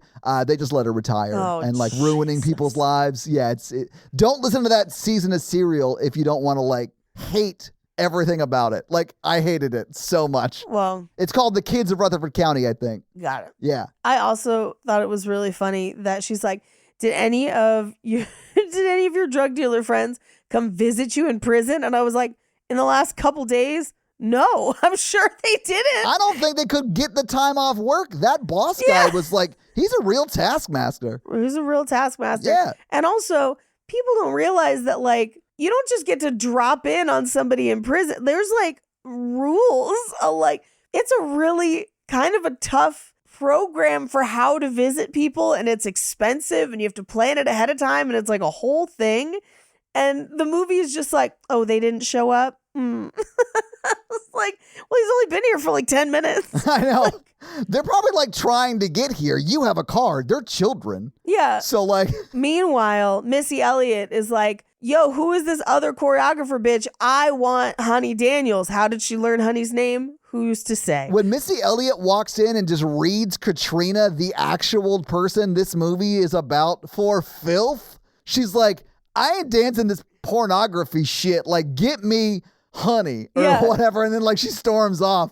And then of course Michael Ellis, the director, is like, well, I guess I have to like Eat crow. try and get Honey back on my side. Yeah. Well, and my favorite is that this is the third time they have Lenny turn the music on and off. Yeah. And I was just in my notes, I was like, does Lenny just turn the music on and off? Yeah, Lenny won a cereal box contest to be in an MTV Films produced movie. Yeah. But we cut to Michael catches up with Honey on the street and he's like, I've got a bunch of new jobs for you. And she's like, you could suck my fucking dick. And you're like, oh, damn. All right. He's like, what if I buy you the studio? I actually like the way she says it. Yeah. Yeah, because he's like, listen, I know you need money for this, because he's got one of the flyers, which I'm sure he just found on the street, because we do see them putting them up, you know? Yeah. And so he's like, I will just buy you this. What is it, like $10? Like his position. How much could a banana cost? Exactly. It's like, how much can a storefront cost? Well, like $10? Like that's what his position is. He's like that rich. It doesn't matter to him. So he's like, I'll give you that much just for doing the next 3 jobs that I've lined up for you. Which means he's going to make a shitload more than that off of those things. Oh, yeah. Which she notices, and she's like, oh, so your customers came to you asking for me. And so she's like, she doesn't say this to him, but she's very much like, well, they'll know where to find me. And like fucks Yeah. off. She's like, well, then good luck with your business, asshole. I'm out. Yep. Which is exactly how you play that. Oh, yeah. And Missy Elliott does show up and Does find her. presumably hires her, you know? Yeah. Yeah. And she has the whole like, when I first met you, you were 10 feet tall, but now you're only this big. And I was just like, all right, abstract, but okay. You got to insult the dude's dick right now? God. He had a 10-foot tall dick. Well, that's the way it seemed, Paige. But Yeah, after yeah. seeing it, it was actually very small, which we knew because he like forced himself on her at that party. Like it was not good. Not good. Yeah. No. Dude's a dickhead. I hate him. But we cut to she gets to the old church where they're going to do the benefit, and Benny is out of prison. And he's like, I'm actually going to teach them good dances. It's not that good. And no one's on beat. And this is one of the things where when I was watching it, I was like, there's clearly no music in the scene as they're filming this because everyone's off beat. And then lo and behold, in fun facts, I found out that very rarely in the dance scenes did they play music while people were Of course. dancing, because they had dialogue going at Of the course. same time. And that's Yeah. why they're all off beat. Yeah. It's actually like pretty hard to capture that. Yes, yeah. Just because of the logistics of sound. Like it's so hard. The only way to do it when you're playing music is to voice over later. Yeah. And so the lips don't match up perfectly and stuff. And it's maddening from like a filmmaking perspective. It's maddening to film this kind of shit. Yes. But we then cut to the night of the benefit. The loan officer lady is like, surprise, I know some people who would love to fund this. And she's like, oh, great. Well, you could have said that before we planned a whole thing, but all right. Hey, honey, have you ever heard of grants? Yeah. You probably could get one. Like, Yeah. But we cut to the like 6-minute long dance thing with the kids, which is all kinds of bonkers. And there's like one dance with like brooms, like they're trying to do stomp, but they are literally out of unison the entire time. There's always at least 1 or 2 people off beat. And I was like, no. Paige, these are kids, and you're saying this like you've never been to a middle school choir concert. Like, Oh, I have, it's not yeah. going to be great, but it's going to be adorable, and that's what this is. And some of the dancing is good. I do think that they, like, the older dancers are like actual dancers. Yes. And like, Yes. when you see actual dancers dancing, it's good stuff. But like when the kids come out, it's like kids doing kid shit. Yeah. So it's just like cute and adorable. Well, but I kept being like there's a ballet number and there's brooms, and I was like, Yeah. it would have been nice to see any indication of where this is coming from in the movie, and it's not. And then they like cut out to the audience, and they're like showing the different people, and Benny and Raymond's mom is just there like, oh, I'm so glad to see them, and I was like, I'm sorry. What? Yeah. Like, what are you talking about? She got off of work for that performance, I guess, or whatever. I guess. I was like, she decided to know where her kids were for once. But she was walking on the street, saw a flyer. She was like, I bet they're dancing. There you She's like, go. I'll just go check it out. Like, oh, there's are my kids.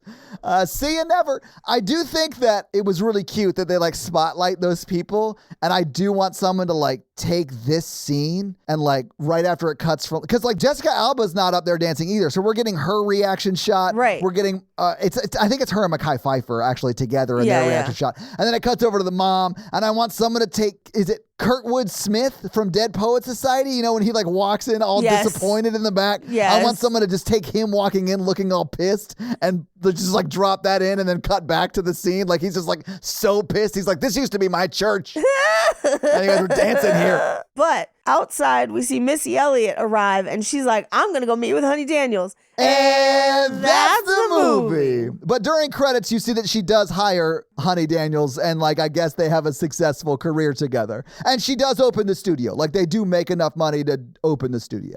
But Paige, having seen this movie and we talked about the movie, what did you think about Honey? Oof magoof. Yeah. It's a whole lot and also not much. And that's wild. Yeah. And here's the thing. At least in most dance movies, when the plot is thin and everything else is kind of half-assed, at least you have the dancing to look forward to.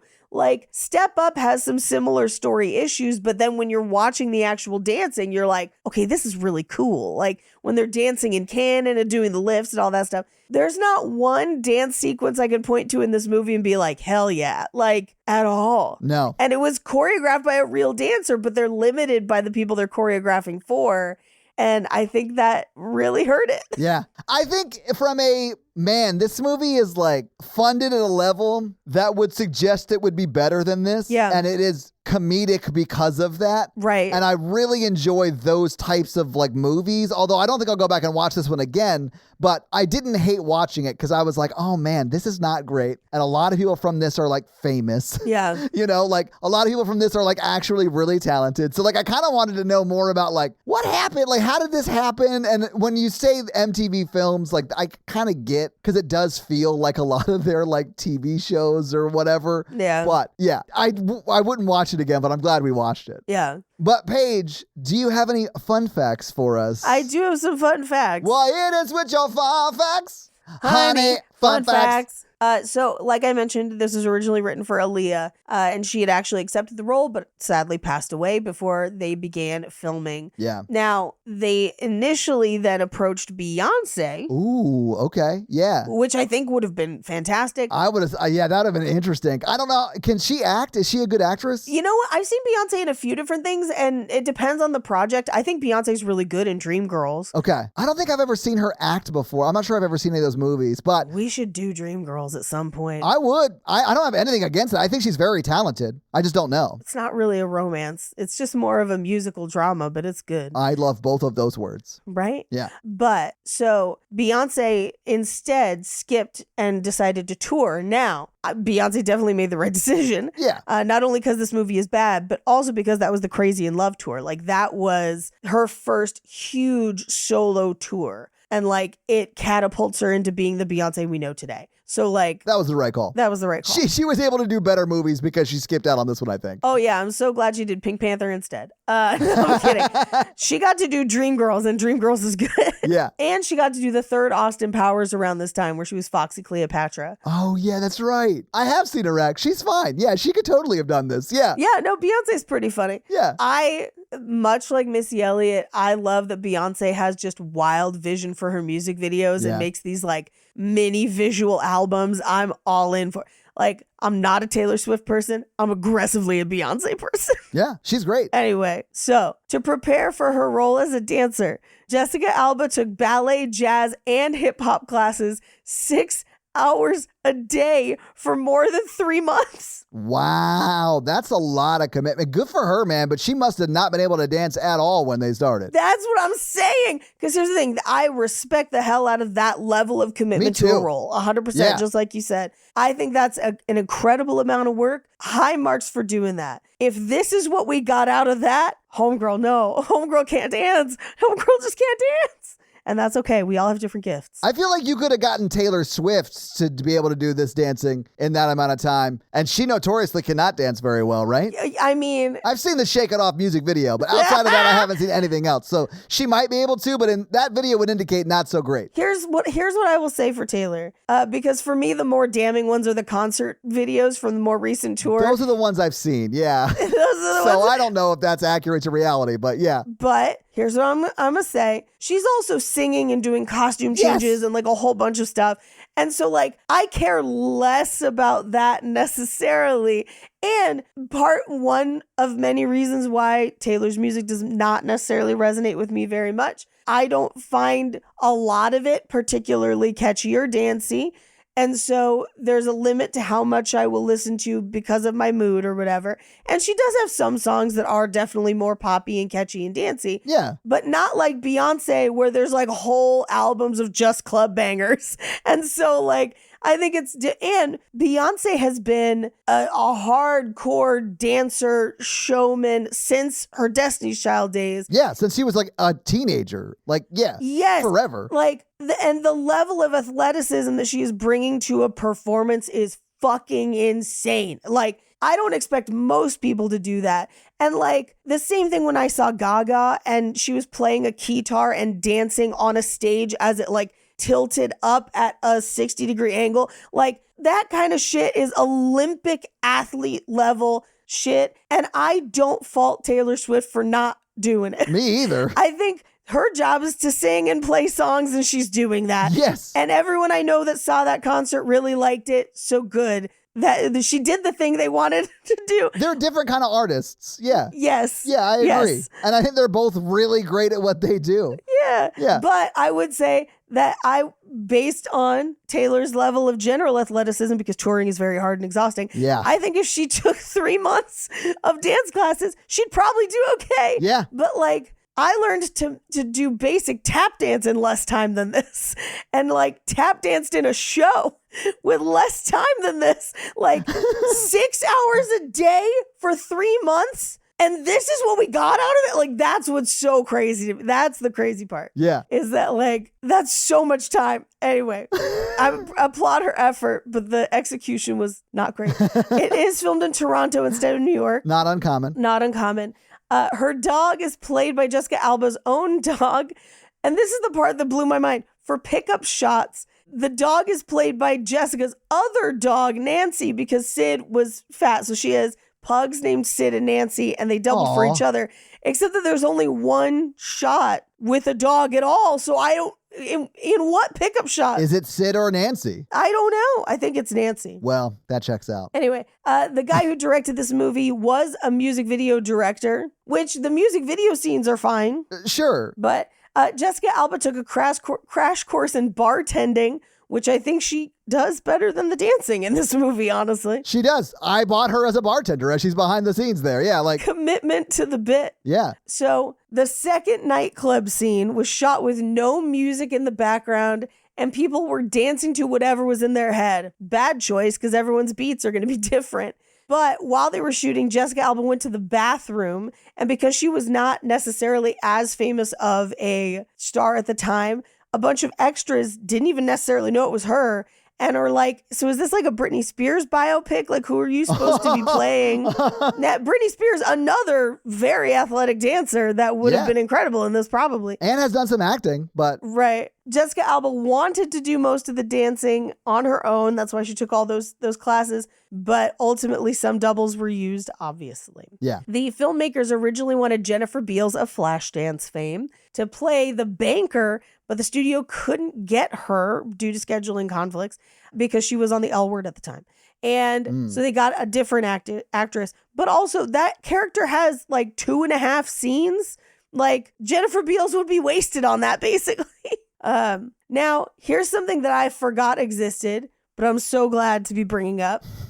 So Joy Bryant and Mekhi Phifer worked together previously on something that came out just 2 years before this, which was Carmen the Hip Opera. Wait, is it based on Carmen the Opera? Yes, it is, except it is a Hell, hip opera. Yes. Can we do it? What is happening? It is streaming a lot of places. Heck yeah. And it is less than 90 minutes long. Not a surprise. I know I've seen it too, but I have no memory of it. But at the time, it was like one of her first forays into acting.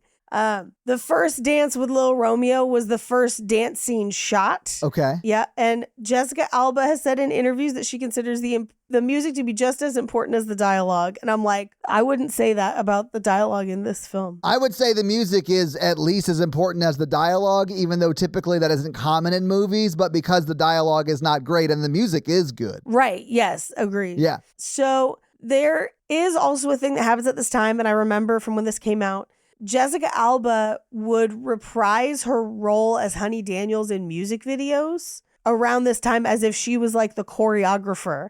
So Black, Blaque, their music video, I'm Good, she plays Honey Daniels in the music video. And it was like a thing as this movie was coming out. Amazing. Yep. I'll end on this one because this is pretty fun. So when they're filming the Jadakiss music video, which is, again, a perfect time capsule of music videos that look like they were filmed in cheese graters from this time, the lights on either side of the screen were of the stage were supposed to spell out Jadakiss, but they weren't programmed and they couldn't get them to make letters. So they just let them go at random. And those are your fun facts. Oh my God, that's honestly very, very funny. All right, Paige. So let's do a little bit of box office. Thank you for those fun facts, though. But what do you think the production budget was for Honey? And I'm going to say it's in 2003 because that's when the movie came out. But what do you think it was? I think this cost $40 million. Oh, Paige, no. That's too much. But it did cost $18 million. That's still too much. Which, if you adjust for inflation, is like $30.6 million today. Now, this movie came out on December 5th, and Paige, it was number 2 in the theaters. A bunch of people saw it and then were like, wow, that was bad. Well, we'll talk about that. The number 1 movie that week was also its first week out, and that was The Last Samurai. Oh, well, yeah, I mean. With Tom Cruise. With Tom Cruise. It's great. Number 2 was Honey. Number 3 was The Haunted Mansion. Number 4 was Elf. And number 5 was Dr. Seuss, The Cat in the Hat. Elf. What do you think Honey brought in its opening weekend? It probably brought in about $6 million. It brought in twice that. It was actually $12.8 million. The number 1 movie, The Last Samurai, brought in 24.2, so it did quite a bit better. But this is why I said we'll talk about that later when you said a lot of people saw it the first week. So in its second week, it dropped from 2nd to 8th in the theaters that week. It actually was in a little bit more theaters. It was in 1942 when it initially came out, and they bumped it up to 1972. So they added a bunch of theaters, and it dropped in how much money it brought in by a substantial amount. Anyway, it was in theaters for 12 weeks total, but it quickly started coming out of theaters after it left the top 10, which it did in its third week. So, Paige, what do you think Honey brought in domestically at the box office? I'm going to say domestically, this tops out around 15. I don't think it makes its budget back. Paige, it actually brought in $30.2 million domestically and $32.3 million internationally. So this movie, I think, is regarded as not a great movie, but it did make money because it brought in $62.6 million at the time, which is roughly $106.8 today. Yeah. So it was a success. There is a sequel, by the way. What? Yeah, and Laurie Ann Gibson reprises her role, but they forgot what the name was from the first one. So she's credited as Rebecca, even though it's supposed to be the same character. Which was Katrina, right? Katrina, yeah. Oh, wow. Okay. Is Jessica Alba in it? No, I don't think so. No. I don't remember who is in it, but I'm pretty sure Jessica Alba ran for the hills from this movie. Well, and maybe she should have. Yeah. But Paige, that's your box office. Do you want to hit us with that romance scale? Sure. Our romance scale is a scale of 1 to 4 on how romantic we found the movie today. Todd, how romantic did you find this movie today? This is a 1 for me, Paige. But largely because they don't give us enough actual time with our 2 main characters. Yes. So yeah, did think they had chemistry, but we never really see it. Yeah, I would agree because the scenes that we see, like if you doubled them and we got more, like they have great chemistry. Yeah. And I like them together and I want more of them together. It's just not there. It's just not on the screen. There's not enough time. And so, yeah, I'm going to give this a 1 as well. And that's our romance scale. Yeah, so Paige, this week you made us watch Honey. What are you making us watch next week? Oh, it's the one we've all been waiting for. It's Save the Last Dance. Oh, man, it is time for us to... I remember I saw this in theaters, Paige. So, yeah, I can't wait to see it again. I haven't seen it since then, so I don't remember anything about it. But, yeah, can't wait. But this is the Julia Stiles one, right? Like, yes. Yeah. It's arguably the most famous of these types of movies from this period. And if we didn't get to your particular favorite dance movie, I understand. Hey, all of you, I know I hear you from here screaming about Center Stage. I get it. We're definitely going to do another month of dance movies at some point. I've actually kind of liked this theme. It was fun. This has been really fun. Yeah. Yeah. But for next week, Save the Last Dance. All right, guys. So your homework for next week is to watch Save the Last Dance and then report back for that episode. Yeah. Hey, Todd, do you have any reviews for us? I think we might. Hang on, I can check. But while I'm bringing up the podcast app on my phone, let me also read a Spotify comment from our most recent episode. And that episode was the Dirty Dancing episode. This one comes in from Miss Kimber. And they say, Paige's back comment at the beginning of the show sent me into a silent laughter. Do you remember what you said, Paige? I don't. Fuck, my back. Oh. My neck. my pussy back. It and was that my whole crack. thing. Yeah. I do remember this now. Everything hurts. It made me laugh too, Miss Kimber, which is why we kept it in the episode. But thank you so much for that Spotify comment. And if you want to have me read your Spotify comment or 5-star Apple review, leave one of those things and I'll do just that. So yeah, if you guys like this show and want to hear our other show where we talk about horror movies, that is The Horror Virgin. That's the only other podcast I am on, but Paige is also on Cult Podcast, which you can find at Cult Podcast. And you can find us on social media. I am at Todd J. Awesome, literally everywhere. Paige is at Paige Wesley on Instagram. No, it's at Rampage Wesley on Instagram and TikTok, at Paige Wesley on Twitter. That's right. All right. So that's where you can find Paige. If you want to find the show, we are at Romancing the Pod Show, right? Yep. Romancing Pod Show on Twitter. Well, and Instagram, right? And Instagram, but it's show SHO because character limit. If you start typing Romancing the Pod, it'll come up. It'll definitely come up on Instagram. I don't know about Twitter because I haven't posted on Twitter in a hot ass minute. So who knows? But that is where you can find more of us. So yeah, guys, give us a follow. Support the show any way you can. We'd love it. Smash that like button. Hell yeah. That's going to be it for us, you guys. I'm Paige. And I am Todd. And you complete us. To dance pleation. Bye. Goodbye later, nerds. La la la la la.